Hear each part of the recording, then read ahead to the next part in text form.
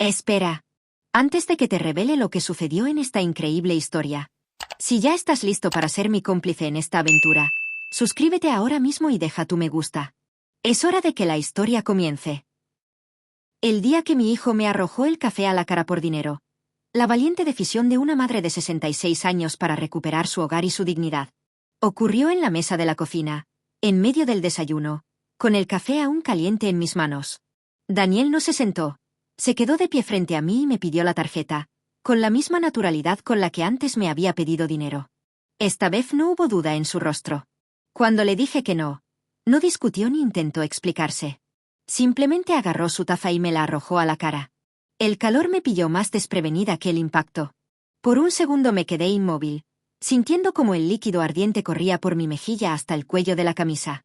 Él, mientras tanto, volvió a hablar como si nada hubiera pasado.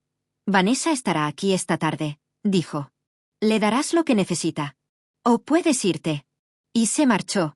Me llamo Lenora Whitfield y tengo 66 años. Me quedé donde estaba unos segundos después de que se cerrara la puerta. La casa volvió a sentirse silenciosa, pero no como antes. Daniel y su esposa se habían estado quedando conmigo unos meses. Se suponía que sería algo temporal, el tiempo justo para recuperarse. Yo no lo cuestioné. Nunca lo había hecho cuando se trataba de él.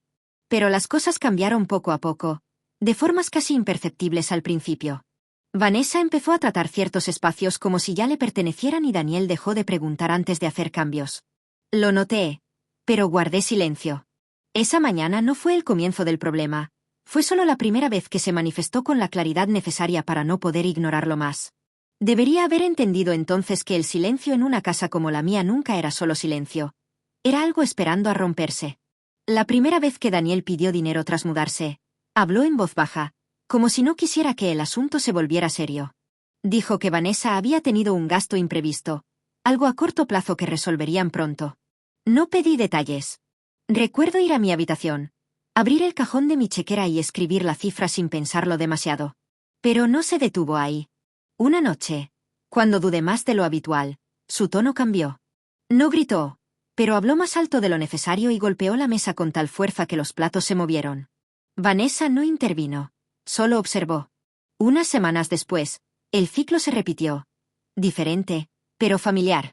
Daniel no presionó de inmediato. Explicaba y luego esperaba. Esa espera hacía casi todo el trabajo. Empecé a llevar la cuenta sin querer y, para entonces, ya sumaba más de $20,000, aunque no sabría decir cuándo cruzamos esa línea. Las peticiones no tenían un calendario fijo, pero empecé a esperarlas. A veces era una factura, otras algo que Vanessa necesitaba, aunque rara vez veía objetos que coincidieran con sus historias. Ella nunca me pedía nada directamente, pero se aseguraba de que yo supiera sus carencias mencionando cosas de pasada cuando Daniel escuchaba. Él recogía el testigo de inmediato, como si ya supiera exactamente lo que debía hacer. Al mismo tiempo, la casa cambiaba de forma silenciosa. Los muebles se movían ligeramente de su sitio original. Los utensilios de cocina aparecían en estantes distintos. A veces abría un armario y me detenía un segundo al notar que algo había sido reorganizado sin mi permiso.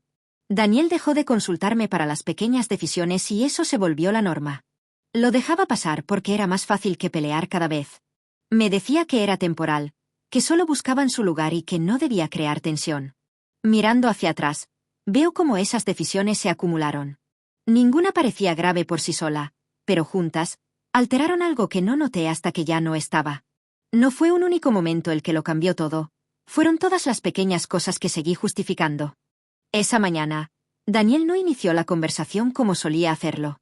No esperó a que yo terminara mi café. Estaba de pie junto a la mesa, tenso, como si hubiera rumiado sus palabras mucho antes de entrar. Necesito tu tarjeta de crédito, soltó, acercándose más de lo necesario. No hubo explicaciones ni peticiones de favor. Tuvo un impacto distinto al de otras veces. Antes de reaccionar, lo miré tratando de descifrar qué me resultaba tan extraño. ¿Para qué?, pregunté. Es para Vanessa, respondió. Solo la necesita un tiempo. La devolverá. Aquello no aclaró nada. Esperé a que completara la historia, pero se limitó a mirarme como si la charla ya hubiera terminado. Dejé mi taza con una delicadeza exagerada. ¿Para qué la necesita exactamente, Daniel? Él soltó un suspiro contenido, un gesto de impaciencia. No importa. Es algo que tiene que resolver hoy. Fue la primera vez que vi el cambio con total nitidez. No me pedía que lo entendiera. Me exigía que estuviera de acuerdo. No respondí de inmediato y el silencio se estiró de forma incómoda. Él ajustó su postura, pero no retrocedió. Estará aquí esta tarde, añadió. Así que es mejor que no hagamos de esto algo más grande de lo necesario. Había algo definitivo en su voz, como si yo solo fuera un trámite para confirmar una decisión ya tomada. Se trataba de si yo seguiría siendo la de siempre, la que cedía durante meses. Él esperaba que lo hiciera de nuevo. Cuando alguien deja de preguntar y empieza a esperar, te das cuenta de que la línea se cruzó mucho antes de que lo notaras. No alcé la voz. No intenté suavizar el golpe como solía hacer. Simplemente dije, no, no te voy a dar mi tarjeta de crédito. Daniel se quedó inmóvil un segundo, mirándome como si hablara un idioma desconocido. Luego, su expresión se transformó gradualmente. ¿Qué quieres decir?, preguntó con la voz tensa. No, repetí. No es para tanto, insistió él, perdiendo el control. Solo la necesita por hoy. Sí que lo es, repliqué. Y no voy a hacerlo. Él negó con la cabeza como si yo fuera la que exageraba. Ya me has ayudado antes. No entiendo por qué haces un drama de esto. No respondí enseguida. Me quedé con las manos apoyadas en el borde de la mesa, intentando contener la situación. Te ayudé antes, dije finalmente, pero eso no significa que tenga que seguir haciéndolo. En ese instante, su contención desapareció. Esta es mi familia, sentenció. No puedes decidir dejar de ayudar cuando te resulta inconveniente. Yo no decido eso. Yo estoy decidiendo de que soy responsable, respondí. Me miró fijamente y cualquier distancia previa se esfumó. Esto ya no era un desacuerdo. Era algo de lo que no podía huir. La palabra no sonó más pesada de lo que esperaba, como si hubiera aguardado años para ser pronunciada. El cambio ocurrió sin previo aviso.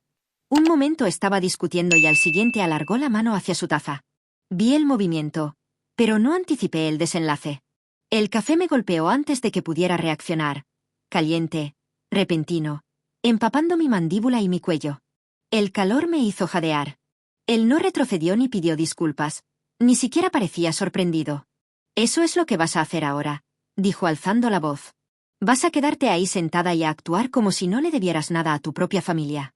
Me sequé la mejilla con la manga por puro instinto, sintiendo la tela empapada y fría contra la piel. «No debo esto», logré decir. Él soltó una risa amarga. «Ya no puedes decidir eso». Hubo una pausa que se sintió como el encaje de una pieza final. «Vanessa viene esta tarde», dijo con una calma absoluta. «Le darás lo que necesita.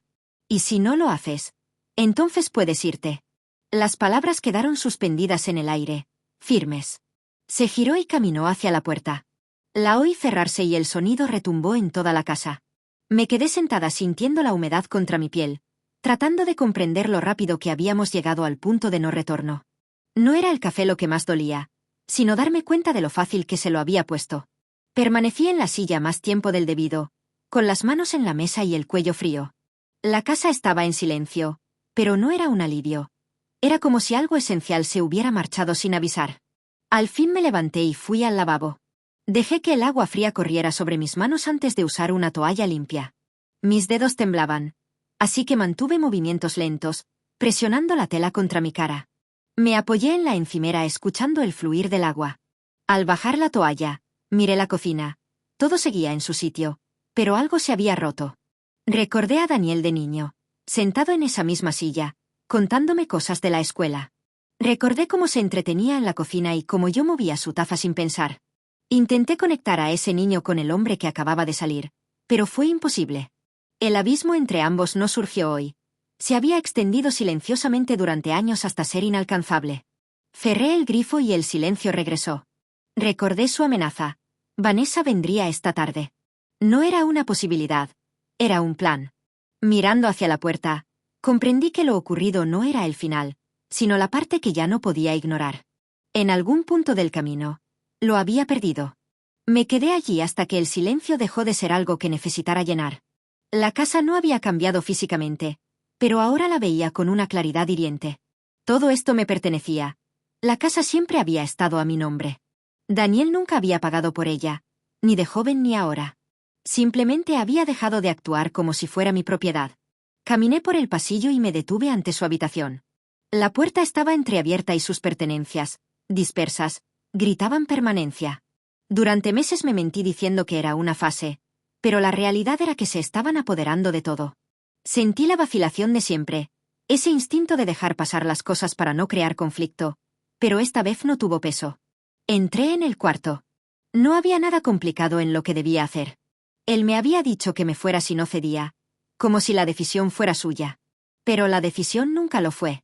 No iba a irme a ninguna parte. El miedo no se va cuando actúas, pero deja de elegir por ti. Empecé a vaciar el dormitorio. Sin prisas, pero sin pausa. Saqué la ropa del armario y la metí en bolsas grandes que encontré en el pasillo. Había objetos mezclados. Una chaqueta de Daniel, sus zapatos, cajones llenos de cosas ajenas instaladas como si fueran propias. Tomé cada objeto, lo miré un segundo y lo añadí a la pila.